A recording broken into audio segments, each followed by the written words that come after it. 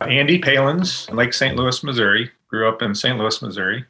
And we help independent pharmacy owners looking to sell. And then we also help other owners looking to buy as well. I was in 2019 looking to sell, and as pharmacy owner, you're inundated all day long with emails, phone calls from different brokers out there, and basically don't know where to turn.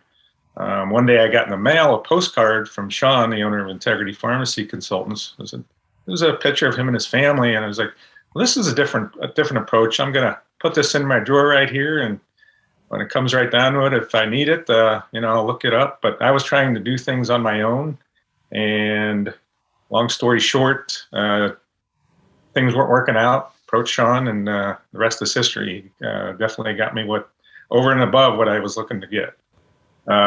There's probably a million of them. The main ones are, one's my third-party check from the PBM going to come in the mail. It was times, some are right on clockwork every 2 weeks, but others, it seemed like months and months where you weren't getting your check. Meanwhile, you got bills to pay, and it's hard to, in pharmacy, is a whole different ball of wax. It's hard to pay the bills when you got these bills coming in and the reimbursement checks aren't coming in. So a lot of owners out there, and me, and I went through this where I had to take out a loan after loan just in order to make things ends meet. And after a while, it just got too much. So that's kind of like why I sold. So now talk about like your experience as a pharmacy owner and going through the process yourself, and how does that make you better equipped to help other independents?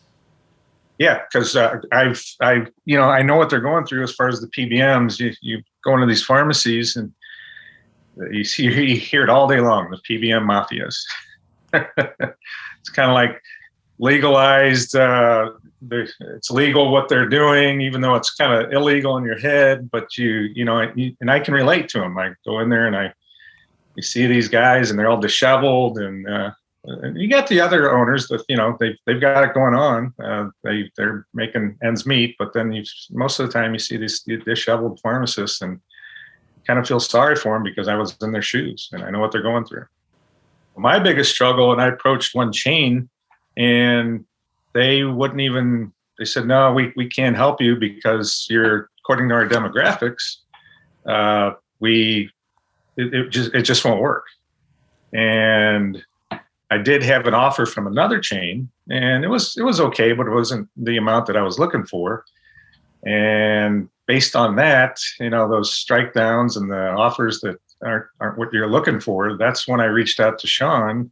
And Sean says, "Well, I've got some connections. I might be able to help you." So a couple of days went by. He got back with me. Yeah, this the chain that you were talking about that wouldn't talk to you. They're talking to me, and they want to make you an offer.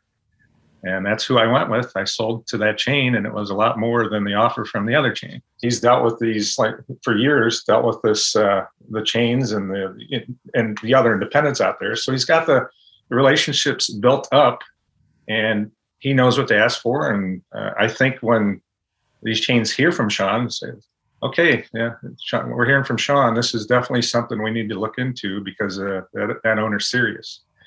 And I think a lot of times the chains, they like to hear from independent owners on their own because they know that they can not give them as much. But still, based on, like I was saying, the demographics, their demographics point to a certain amount of retainment that they're going to get.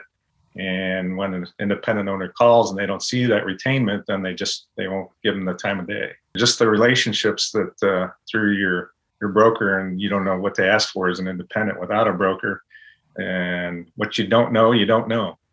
And that's where we come in and help the independent out because we know what to ask for. There's certain ways to get the monetary amount. If somebody, like I said, I did have this offer from this other chain, and it's just I didn't know what to ask for. I've never been through it, so that's why it's always best to go with. If it's not us, definitely have a broker that you're going to use because you will get a lot more in the end, and it will pay for the fees that they charge. I felt like when, as far as him helping me, he definitely wanted the best for me. And I felt like from day one, this is a guy, he's so easy to talk to. And like I say, from day one, I felt like I had a friend, and a friend that I was going to have for life. And he just was pulling my hair out at the time. And the process from when I called him till the end was just so easy. And that's why I wanted to do this, to help other independents out, because I was in a bad place before I sold. And ever since I sold, I just got out of that deep hole that just kept digging and digging. And like I say, from day one, he just, it was just awesome. I can't say, so many different explicit or things I could say about him, but I could go on for hours. Yeah, but he definitely helped me out, and definitely in a better place. And that's where I wanted to help out others in the same situation I was in.